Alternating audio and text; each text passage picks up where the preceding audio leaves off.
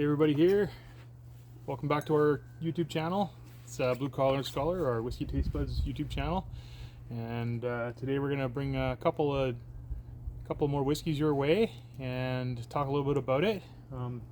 Recently there's been a lot of stuff going on politically south of the border, which has kind of encouraged people here in Canada to buy Canadian, shop Canadian, and so we decided we're going to do a whole series on craft whiskeys. Well, maybe not just craft whiskeys, but whiskeys, Canadian whiskeys that you guys can enjoy. And we're going to start. There's a lot of them, so it's going to be a series of videos, and we're going to start on the west coast here on Vancouver Island, and work our way east. If you happen to see something flying through the air, it looks a little bit like snow. It's not. It's ash from the fire behind us. That's right. It's a beautiful Sunday in between storms. We had a heck of a rain and windstorm yesterday, and I think there's another one coming tonight. So saying that now, we thought we'd get our fire pit in and enjoy our Sunday with some fireside whiskeys. So we're here at the whiskey bar by the fire pit, and we're going to talk to you guys about a couple of special whiskeys. So yeah, the first one hails from Victoria, BC on Vancouver Island, and this one is called Macaloni's, and Greg's going to pronounce the name of it. This one says Nabrock, but originally it was called Mac Nabrock, but unfortunately the Scottish Whisky Association seemed to have an issue with the name because it was too similar to the Scottish line of whiskies, and so it was changed from Mac Nabrock to just simply Nabrock. Yeah, for those of you that follow the whiskey industry or the whiskey community, if you will, you probably heard of the legal action that was sort of that they were enthralled in with the Scotch Malt Whisky Society. Yeah, so they came to an agreement, obviously, because they're still here and they're making pretty damn good whiskey. Yeah, there is one other one that they had to change the name of as well, and that was Intermali, which is a location somewhere near Fort William in the Highlands, but the Scotch Whisky Association took issue with the name because it was just too close to Scotland, so they had to change it to St. Mally. Yeah, so they're trying to sort of protect the integrity of Scotch, and they don't want any other whiskeys that are sort of out there to sort of put themselves to the public to try and mislead them into thinking that it is Scotch or something, close to it. This, however, is what maybe people would argue is not your typical Canadian whiskey either, because it is definitely a barley single malt, much like a Scotch whiskey would be. And what is a Canadian whiskey, you ask? Well, it's basically bourbon down in the U.S. is made of corn. 51%. 51% corn. They have quite a few rules of what it takes to be considered a U.S. bourbon. Excuse me, getting smoked out here. To be considered a bourbon, and one of them is it has to be obviously made in the United States. It has to be matured in virgin oak barrels for a minimum of 2 years. And they can only use the barrels once.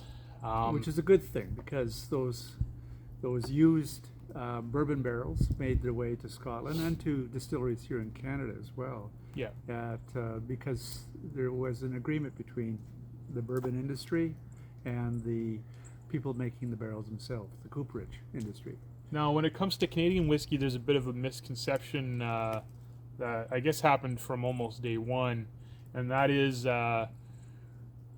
Canadian whiskey almost interchangeably became known as rye whiskey because there was less rules in Canada than there was in the United States as far as what a Canadian whiskey is. And so they started making whiskey the same way the Americans did with corn, but they started adding a bit of rye in there for flavoring, which gave it a very distinct flavor and very different from a Kentucky bourbon or any U.S. bourbon. So Canadian whiskey sort of became known as rye whiskey. In actual fact, there's very few Canadian whiskeys out there that are 100% rye. Most of it is actually corn, much like an American bourbon. Or now malt. Or now, Coffee, yeah. But barley. now, yeah, as you see more craft distilleries, you're seeing a lot more single malt, like made with barley and whatnot as well. And some 100%, some beautiful 100% rye whiskeys as well. There's also a distillery in Saskatchewan called Last Mountain. That I'm uses, sure we'll talk about that we when will. when we get that that uses far. wheat, mainly Yes, wheat, yep. which is a nice surprise. And yes, we will open that one up too. Perfect. Yeah. So we're hoping to get our hands on some really cool whiskeys to share with you guys over these series. For now, we're going to start on Vancouver Island with a couple of distilleries that are kind of near and dear to our hearts because we were kind of around on the island there, getting into the whiskey scene when these guys were starting up and as they grew. And it's been really cool to see both these distilleries grow to what they are today. I would say definitely on the island and maybe even in BC, I would say they're probably the closest craft distilleries that are like to going bigger than craft. They're kind of right on the cusp there, and I wish nothing but good things for both of these guys.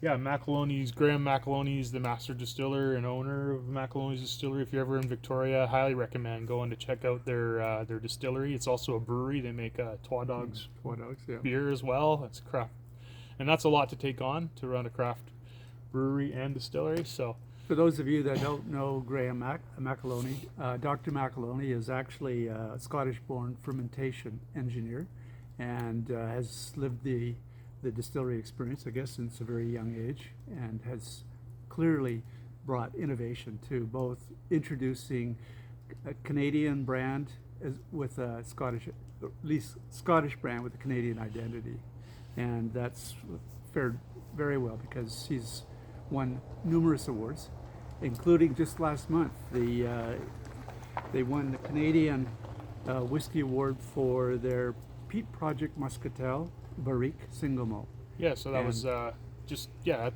the Victoria Year. Whiskey Awards, Yeah. or sorry, Canadian Whiskey Awards at the Victoria Whiskey Festival. Mm-hmm. Yeah, so kudos to them for that. Unfortunately, we couldn't get our hands on one of those. I would like to. If anybody knows where I can get one, I'd love to try it and maybe even review it. I'm guessing it's probably hard to come by now, especially after it won the awards. But this one here is beautiful, again, single malt style Canadian craft distillery whiskey, bottled at 46% ABV. And if you'll notice that beautiful color, that is no color added, non-chill filtered. And the reason it is that color is because this was, as Greg probably mentioned, I can't remember if he did or not, it was finished in Portuguese wine casks. So it's Portuguese red wine cask. Or what they call barriques rather than casks. And the barrique is a bit smaller than, say, the hogshead, which is 250 Yeah, 250 liters. 250 liters. This one's less. It's 225. Yeah. So yeah, we're gonna go ahead and try it now. Cheers. Or Solange.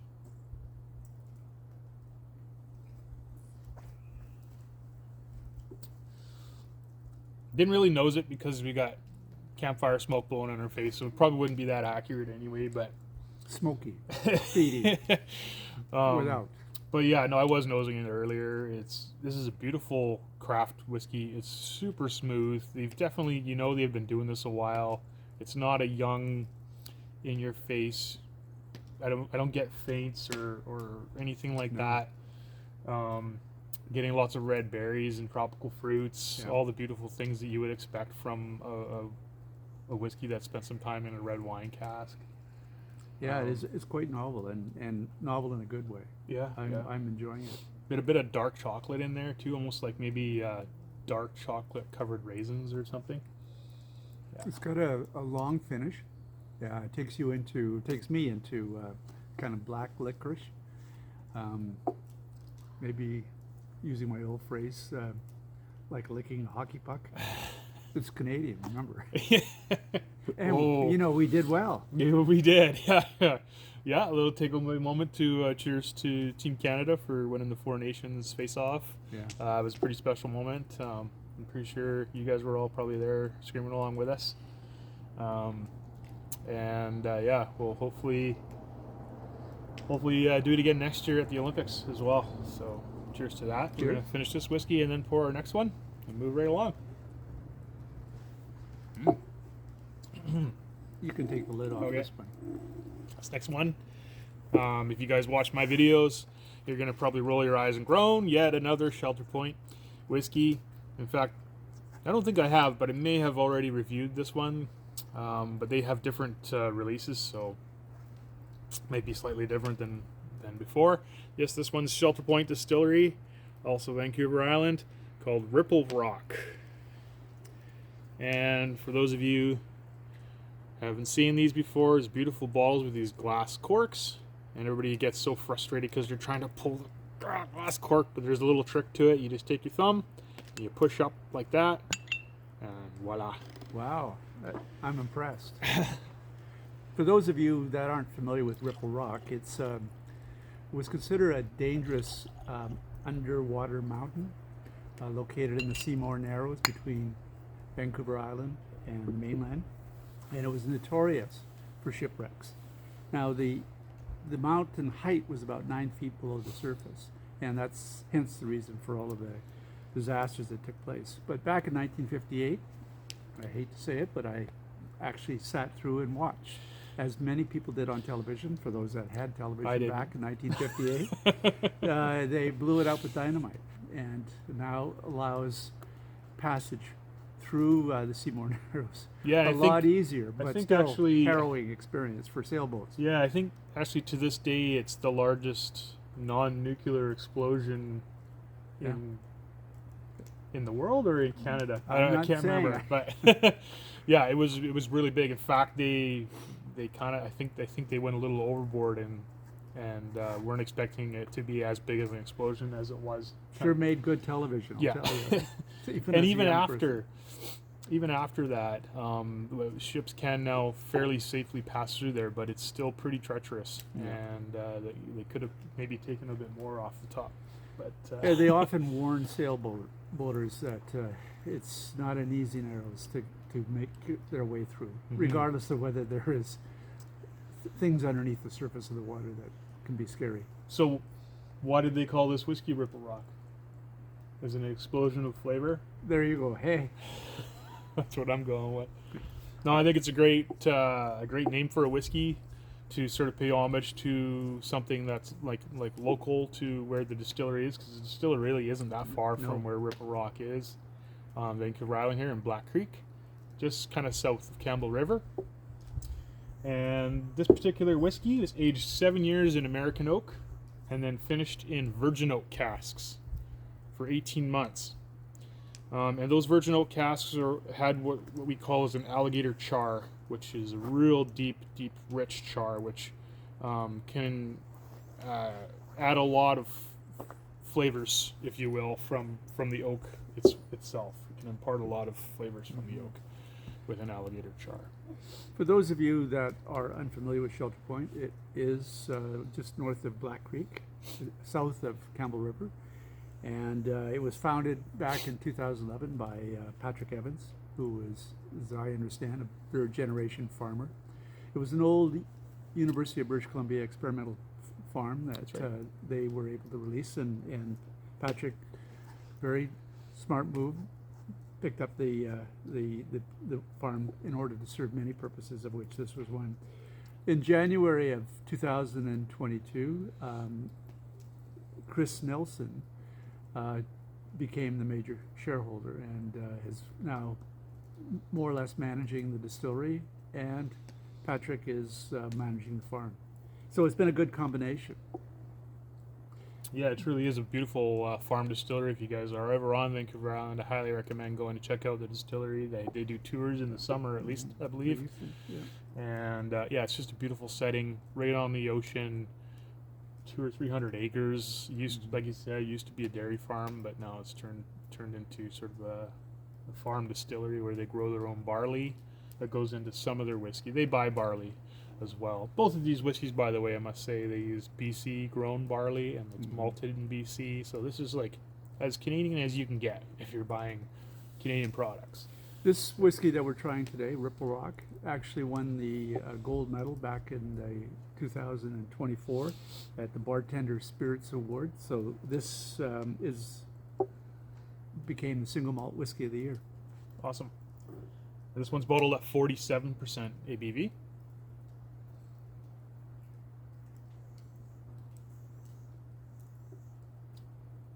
Yeah, so you have that beautiful Shelter Point malty character that I get in any Shelter Point whiskey that I drink, and I just absolutely love it. It's this sort of malty sweetness. There's definitely like a virgin oak influence going on there as well. Kind of a little bit, I would say, a little bit more in your face than the McIlhenny's one. McIlhenny's is a bit smoother, but both fantastic whiskeys. Gee, I would say that this one is smoother. Is that right? Oh, there we go. Agree to disagree. Perfect. It's definitely has a lighter spirit to it. Lighter meaning not that it's you don't taste the actual whiskey in the same way as you do with the other one, but it, for me, it rises to the top of my palate. Awesome.